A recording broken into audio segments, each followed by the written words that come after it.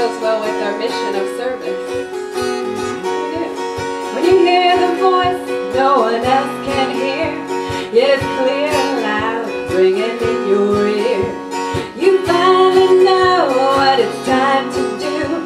That's your true calling, calling you. That's your true calling, calling you. When your heart's wide open, 'cause your mind's been changed, the dreams you dream are not the same. There's a gate that's open, you can walk right through. That's your true calling, calling you. That's your true calling, calling you. You ask yourself, is this a voice I can trust?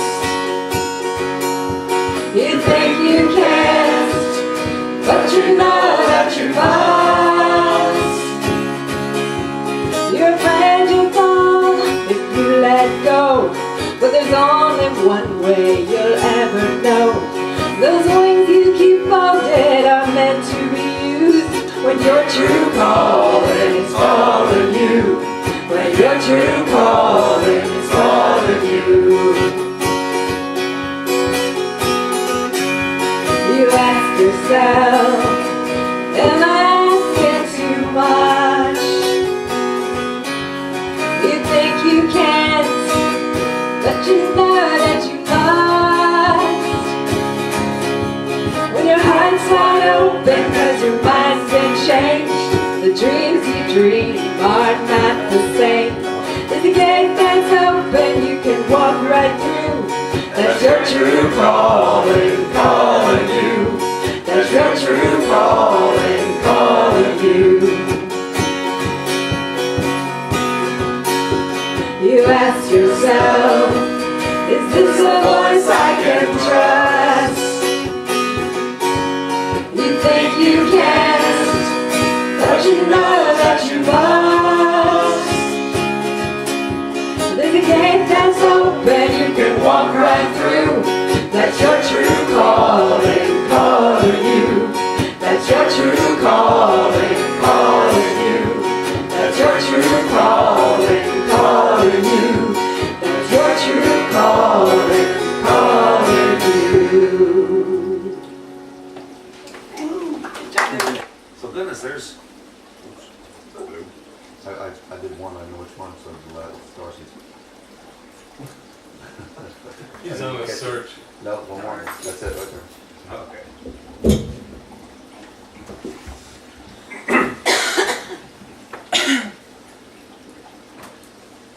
So today's Veterans Day, and we think for just a moment of what that means. When I think about the folks who say, it's more important to me to go be of service than it is my own needs. My own needs are to spend the days with my wife, to watch my baby grow, to celebrate her birthdays and her first steps. For someone to say, I willingly will go put myself in harm's way in potentially terrible conditions and be away from my family and friends for days, weeks, months, sometimes even years on end, depending on their deployment. It amazes me.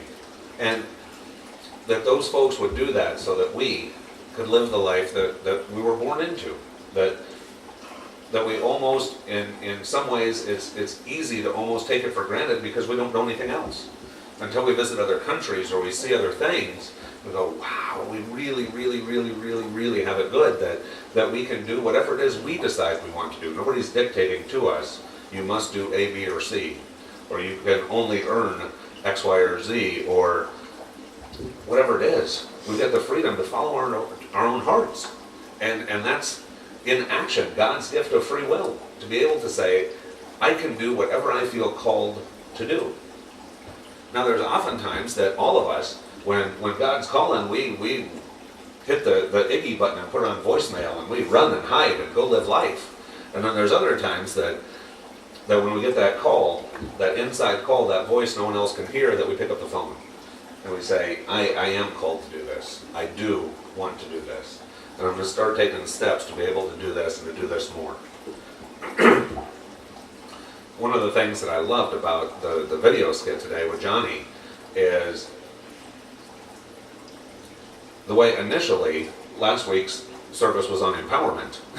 And I thought that really tied in really well, because at the beginning of the skit, he was disempowered. He believed that he was someone with Down syndrome, and he believed that he was only, quote unquote, only a bagger, and he was only this and he was only that, very limiting thoughts. And by this woman being of service to him, to the grocery store chain, to come in and inspire someone, that in itself is being of service. And through her service of empowerment, something in here clicked. And Johnny said, what can I do? Instead of what can't I do, what can I do? And he had a little calling, and that calling said, I want to do this thing, this thought for the day. Now, it's always easy when you see the end of the story to realize what a no-brainer it was for Johnny all the way through. But imagine being Johnny in that moment of all the fears that were maybe running through his head. I've got this job, I don't know what other job I'm going to get, I've got Down syndrome, I'm a bagger, what if I start putting these slips of paper in people's bags and I lose my job? What if the management doesn't like it? What if, what if, what if? And we all play that what if game inside our head to try to calm down our calling. And thank goodness Johnny didn't listen to that. Instead, he said, I want to do this, and the next thing he did was ask for help so he didn't have to do it alone. He said, hey Dad, can you help me do this on the computer? Let's cut these things out. The other thing was that when he did it with a smile. He did it with, he was so excited to be given something back, to be given his calling. That it's not just what we do, it's how we do it.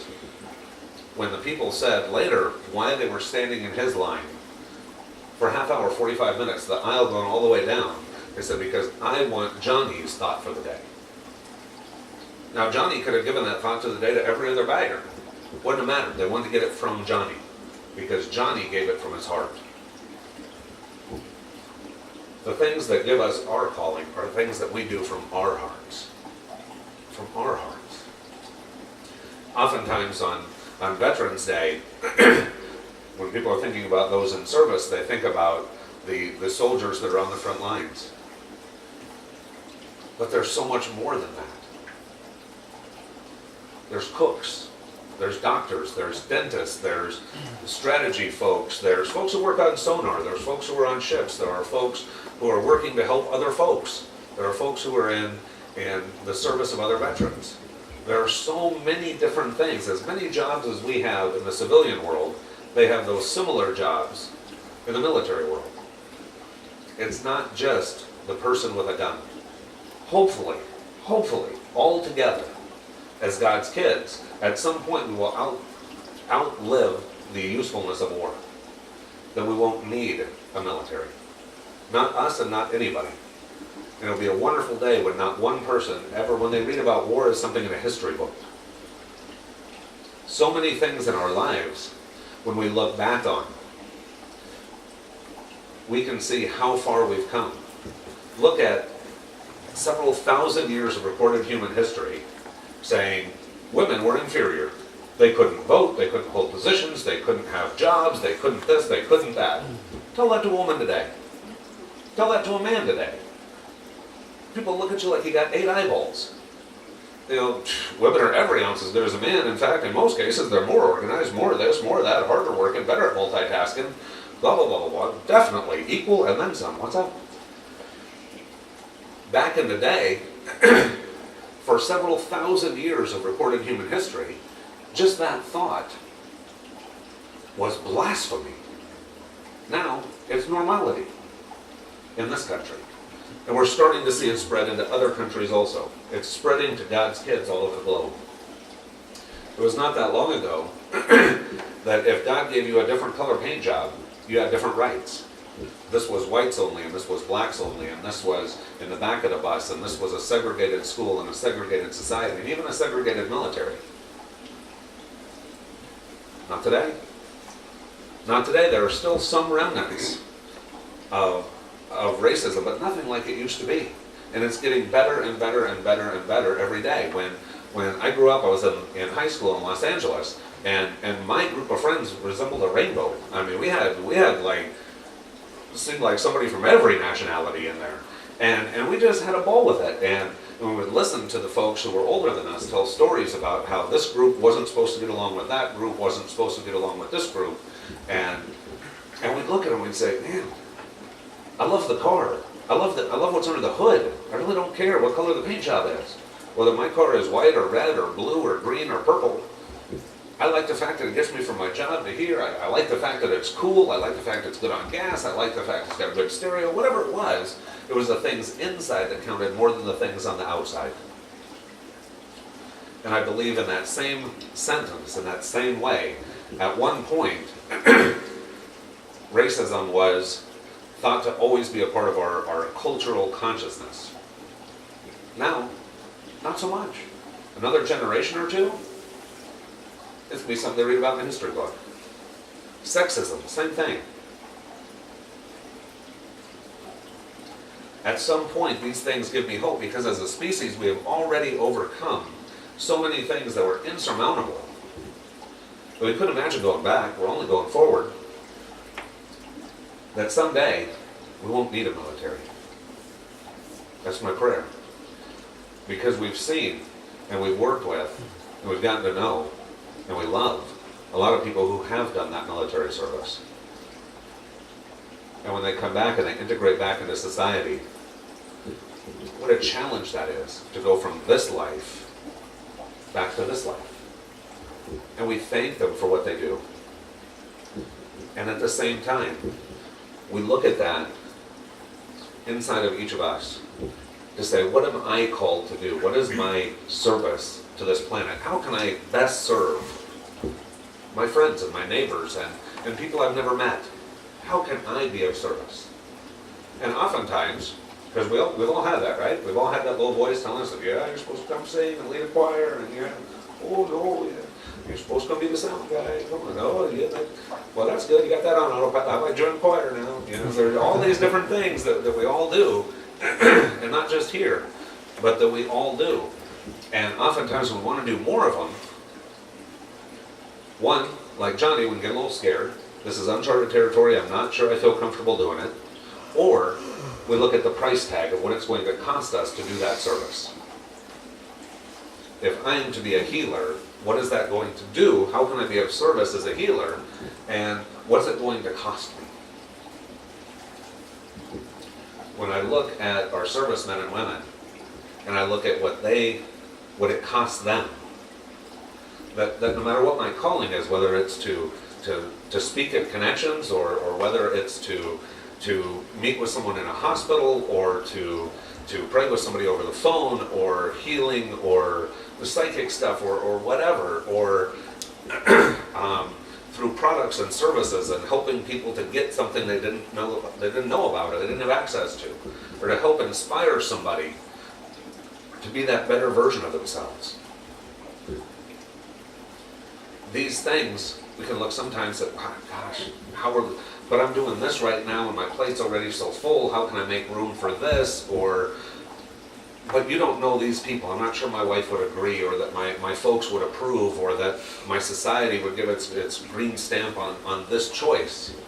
When I used to run companies for a living and I made tons of money and did everything society said that you're supposed to have. The big house on the hill and the this and the that and the these and the those, and when I said, I need to walk away from that to go be psychic, folks went, are you nuts? Do that at night, do it on the weekend. You got a good gig going over there, brother. That's what people dream about. You've got this and that and these and those. And I said, yeah, and for a while it filled my heart, but it doesn't. What fills my heart is getting that space where I get to connect with somebody at such an intimate level. That I get to have those magic moments, whether it's connecting with someone on the other side, or connecting with their guides and angels and giving them the guidance that they need to get through a tough time or to make a big decision. I get to be present at some of the most pivotal points in someone's life. And that makes my heart sing. When I'm plugged into spirit and I'm feeling God flow through me into someone else, and I watch physical changes happen inside of somebody's body through healing. There's no other feeling like that. There just isn't. And no matter what your calling is, whether it's to beautify the world, or lift us up with the vibration of song and music, no matter what it is, when we do it, it's not just doing it, it's like Johnny. It's being geeked to do it. It's being happy to do it. Not like this is my burden in life is to do this thing because I felt called, so I went to do it. I don't feel good for anybody. But instead, I am geeked to be here. I am psyched to be hanging out with my friends, my chosen family, who chose me too. Getting to be a part of your life and your journey. As watching you be a part of my life and my journey. Watching you connect with my little daughter. Smiling, looking up like, oh, look at all these people who love me. This is amazing. When we do the things that we're called to do, when we're of service to each other,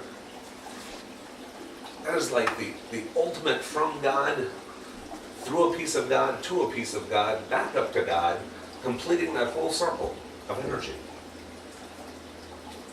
Not only is there nothing you can't do, but whatever your calling is, and like Johnny, there is nothing too big and nothing too small. We have a friend in Riverton, Wyoming. We went to see on our last trip out. Ironically, he also was a bagger at a grocery store, and he said, "I used to think, what could I do?"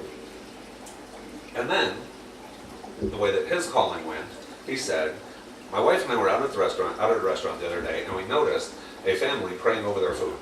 And they were the only people in the whole place that was praying over their food. And I thought, yeah, I know this whole work of Dr. Emoto and how praying over something changes its physical vibration. It makes a physical change in the food itself. And I know that food tastes better when it's cooked with love than not love. And so what I can do is I touch everybody's groceries. And so every can and every box that I put into a bag, I'm going to say a blessing over it. And so every time I picked up a can to put in a bag, I would think the word love. Love, happiness, fulfillment, prosperity. And I would charge that can of food, that bag of food, with these positive things. I would pray over their food before they even took it home. Then it didn't matter if they prayed over it or not.